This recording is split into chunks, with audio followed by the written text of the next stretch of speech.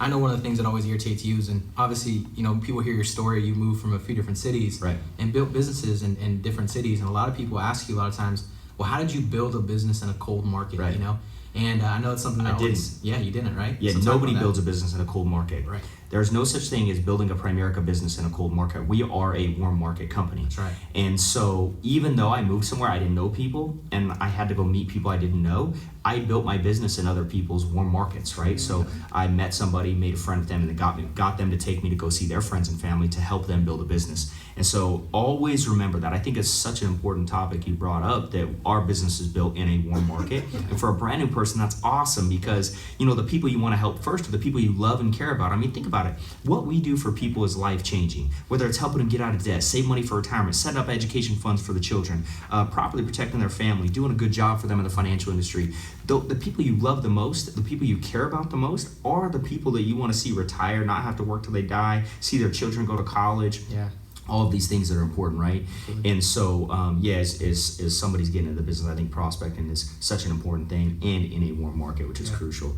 And I think that brings me to the next point, which is once, the second fundamental is setting appointments, right? Yeah. So once you've prospected and you have this name and number of this person, because that's all prospecting is, whether it's a warm market, cold market, whatever it is, all prospecting is a name and number of a person that you can call and set an appointment with, right? Right. And so the second fundamental is setting appointments. And I think people need to master setting appointments. Yeah. I mean, you have to get so good and so confident at setting appointment. But the only way you become confident is to become competent. And that's knowing what to say, when to say it, and how to say it. Yeah. Right? And the way you do that is you learn, whether it's a script or listening to audios or whatever it may be, you learn what to say, when to say it, and how to say it to set an appointment. And in our business, having a number and not calling it, you choose to lose, right? That's right, yeah. Somebody who succeeds is a person you have to set appointments. I mean, if you don't set appointments, you don't have anybody to go see. So you have to set an appointment in the business. And so sometimes it's uncomfortable for people. Yeah. They pick up the phone and it's uncomfortable. Maybe they never did that. Yeah. And for me, I was always more confident on the phone because I was younger. And so I knew, when I came to the business, I was 20, just turning 21. Right. And so I could get good at the phone. They didn't know how young I was, and so it gave me more confidence. Yeah. Now that I've gotten older, I've been here for 11 years now. Now that I've gotten older in the business, I'm very confident. It doesn't matter if I'm on the phone, doesn't matter if I'm seeing people face to face. I've learned these fundamentals. I've learned these skills, and so I'm very confident because I'm confident. I know what I'm doing. Yeah. And so, setting appointments is crucial. And I think you learned how to set appointments early on, right? Yeah, yeah. And you did a really good job at that. Yeah, and obviously it's a little uncomfortable in the beginning, just like Yeah. anything else. Yep. I think that's a new thing, or a good thing that a new person needs to remember is, look, when you start this business, it's a little uncomfortable at first because Right. it might not be the normal to you, Right. But I think it's also important to understand, if you want to become successful, you got to step outside of your comfort zone. Yep. You know what I mean? And setting those appointments for me in the beginning, it was uncomfortable, but I was willing to push through it because I wanted to win for my family. And so I learned those scripts, and I started getting good at the scripts. Back then, we didn't have the playbook, right? Right. And so a lot of the times, it was just me calling you up saying, hey, here's what happened. What could I have done differently? Right. And then eventually, after a couple hundred phone calls, I started getting good at it. Right. And I think a mistake a lot of new people make is sometimes they want to get really good at something by doing the bare minimum, right? Like Right. making 2 or 3 Or phone I would calls. say practicing it the wrong way. Yeah. You can go to the driving range and hit golf balls, but if you hit 1,000 balls the wrong way, you just got really good at doing it wrong. Right, Right. absolutely. I mean, at some point you got to master the fundamental and really do it the right way. Yeah. So Jeff, after you get good at setting those appointments, right, and you start really kind of mastering that part of our business, obviously you're going to start getting across the kitchen table, Right. and you're going to start sitting down with some people, Yeah. right? And so I guess the next, fundamental of our business is the presentation. Right. And so talk to us a little bit on how you get good at the presentation and Yeah. why it's so important that you have it mastered when you get there. Yeah, I think that, it's very important, the presentation. And the way we do it is, we have the presentation recorded, right? So Right. somebody can watch the presentation and listen to it over and over and over and over. We also have it typed out word for word. Yeah.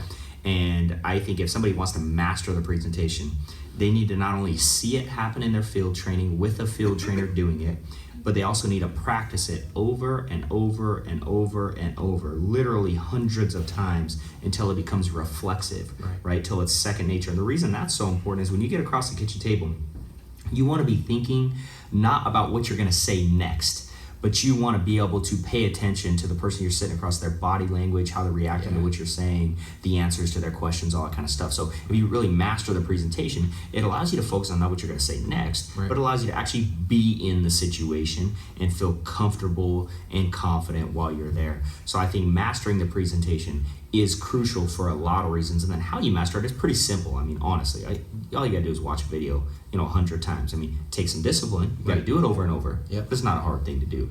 And I think mastering it word for word for word is so crucial, because there are people who have succeeded long before you that if they said a certain thing, it got a certain response, right? Yep. And so the presentation has been designed for a brand new person to get a certain response. So you don't want to do it your way. You want to do it the way that has been laid out before you. Just do it, just master it, just learn it, and you'll have success as long as you get in front of people and do that presentation. Yeah, and I think sometimes people they don't understand why we're so strict on doing it word for word, right?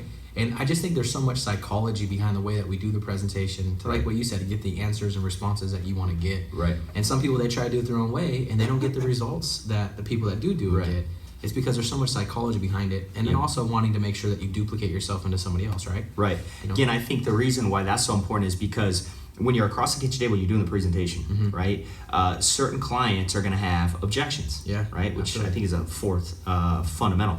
And so what happens when you're across the kitchen table and you're doing a presentation, there's going to be certain places or certain objections that you're going to get. And when you get these objections, the client, they may say different things like, I want to think about it, or, I already have a financial planner, or I have other things I need to take care of, like I need to get health insurance first, or whatever the objections may be, or I don't think I could do this, or I'm not a salesperson. You need to learn how to overcome those objections. And if you do the presentation the way that is taught, the objections that you're going to get are probably going to be pretty consistent, right? It's not like you're going to get some random objection you've never heard before. And so what happens, it allows you to really master overcoming objections. And I think the most important thing when you're learning how to overcome an objection is the art of asking questions, right? You have to always remember that overcoming an objection, you do that through asking questions, not by telling them a specific thing, but asking questions. Right. So when you're learning how to overcome these objections, which are on audio and video and all this kind of stuff that people can learn, the same way they learn the presentation, right? And in writing in our playbook, when they learn those things, it's very important that you pay attention to that it's always in question format. Yeah. And so I think that a lot of people oversee that, but your ability to ask the right questions will determine your quality of life in anything you do, right? Absolutely. Whether it's the questions you ask yourself, the questions you ask a prospective buyer or somebody who's looking at the opportunity, your ability to ask them questions to get a response that you want is the key to your success. And so I think that's why it's so important to master overcoming objections and really understand the art of asking questions. Yeah. It's like what you always say too. I mean, if you're telling somebody something, they just automatically assume you're lying about it, right? But if you can ask them in a question form and get them to answer it the way you want them to, they're not going to call themselves a liar. Exactly. You know what I mean? And so it makes it so much easier. And when people get involved in our business and they say things like, I'm not good at sales, what they don't understand is that if they just follow our system, they don't even need to be good at sales. It'll just come naturally, right? Yes, absolutely. I think it's the awesome thing about our business, right? No doubt, yeah. Now, one part of our business, though, that we do obviously have to get good at, though, is product knowledge, correct? Yeah. It's getting good at the business and understanding what our products are and how they work and all that stuff as well. So why is that so important? Well, I think it's crucial for a couple of reasons. Number one, product knowledge allows you to believe in yourself, right? You believe because you know how it works, and when you know how it works, you know it's good for other people. Yeah. It's not just what somebody told you, but it's something you have learned and you understand how it works. So it gives you confidence across the kitchen table with a family that you know how it works. But also, if you expect somebody to do business with you, then you need to know why and how it's going to be better than what they currently have, or why their family should own this product, right?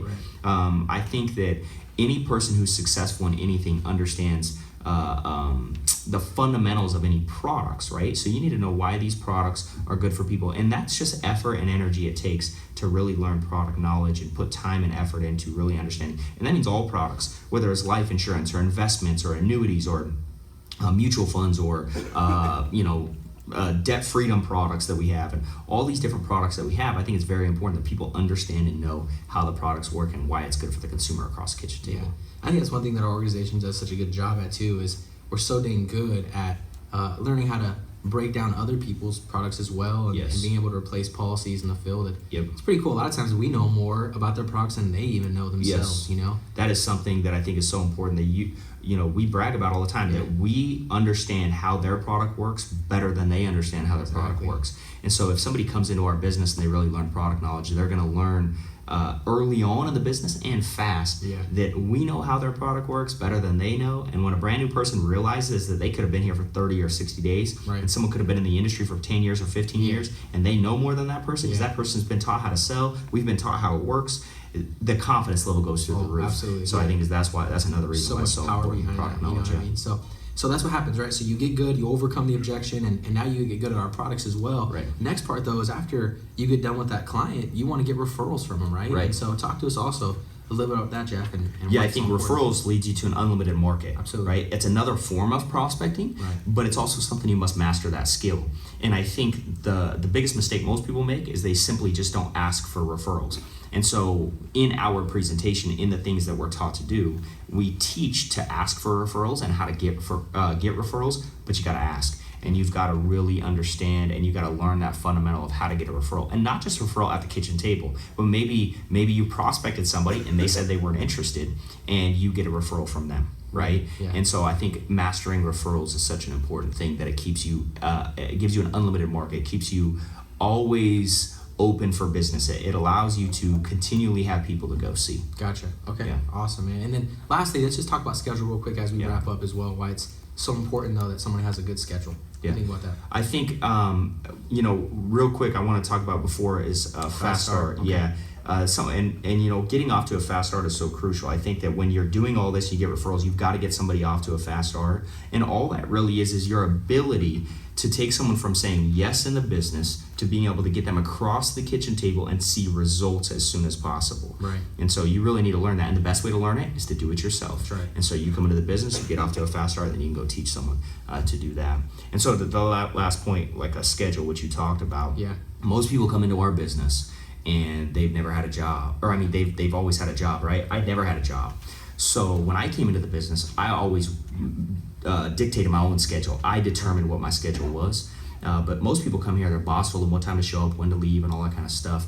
And so the benefit of teaching people how a schedule works is that they understand how to be disciplined on a daily basis and get the results they want. Rather than going from a job where the boss says, show up here, I'm going to pay you this and leave at this time, they can come here into our business and know if I show up here, if I do this activity, I'm going to get this result, right? Yeah. And so teaching people how to design a schedule that came from corporate America and had a boss, and coming into something where they can design their own schedule, or they can design their business around their life, I think is powerful. It empowers people to really take advantage of an incredible opportunity that allows them to build a business and design the life of their dreams. Absolutely. And that's why it's so important to teach people Yeah. the fundamental of designing a schedule. Yeah, that's awesome. Well, yeah, those are the 8 fundamentals of our business, right? And I'm very confident if someone can master those 8 things, they'll become a professional in our business in no time and really start getting results and making money and building a business, right? Absolutely, And so, no thank doubt. you, Jeff, for sitting down with this man and going over that with us. Thank you, I It's appreciate it. super important. Thanks, man. All right.